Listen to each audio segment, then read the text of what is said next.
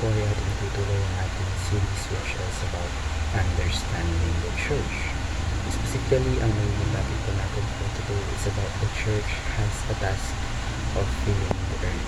At ang ating scripture po para sa araw na ito ay nanggagaling sa Genesis chapter 1 verse 28. Sabi po dito, basahin ko po, God blessed them and said to them, "Be truthful and increase in number. Fill the earth and subdue it. Rule over the fish in the sea and the birds in the sky and over every living creature that moves on the ground." Ngayon po tayo pagbabasa sa ating mga katuruan para sa araw na ito upang mas biglang magkahulugan ang ating devotion para sa araw na ito. Ano po? The church is called to disciple all nations. So ang mission po ng isang simbahan, isang church is to guide people everywhere to follow Jesus. So learn His teachings and live in obedience to God. So ito po, kasama po rito yung mga teachings, mentoring and helping others to grow in their faith so that they can disciple others. So para ma-disciple din nila yung ibang tao. So ikalawa po, the church is called to influence the world. So ang church po is meant to stand out and give impact to society by living our godly values. So through our actions, choices, and love for others, maaari po tayong magkaroon ng ambag sa pagbabago sa ating komunidad and ma-reflect natin yung God's truth and ang kabutihan ng Diyos. Ikatlo, the church is called to spread the reign of God.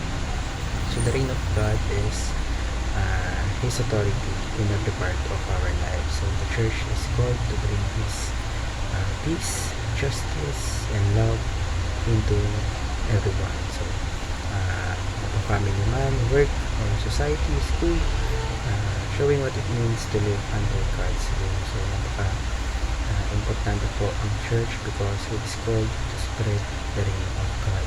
So paano po natin na-apply ang ating mga katuruan? Ngayon po tayo pwede sa ating application. Ano po? Disciple your family and friends network.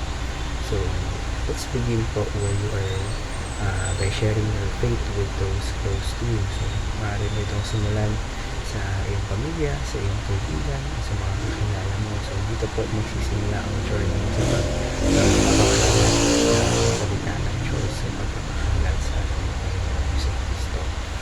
So ikalawa, influence others for the glory of God. So let your actions speak louder than your words. So maging isa kang tao integridad, kindness, and compassionate. So dapat maging isa kang tao mayroon itong mga values na ito. So making a positive impact wherever you go and pointing others to God's love. So para po sa ikatlo, pray for the advancement of God's kingdom. So gawin mong habit na pag-pray for God's rule to grow in your life. So your family, your community, or even the whole world. So you ask God to use you para mapakalat ang salita niya, salita ng Diyos, and to bring transformation wherever He sends you at para mas mag-grow kapag at mas lumalim ang connection mo sa ating Panginoon.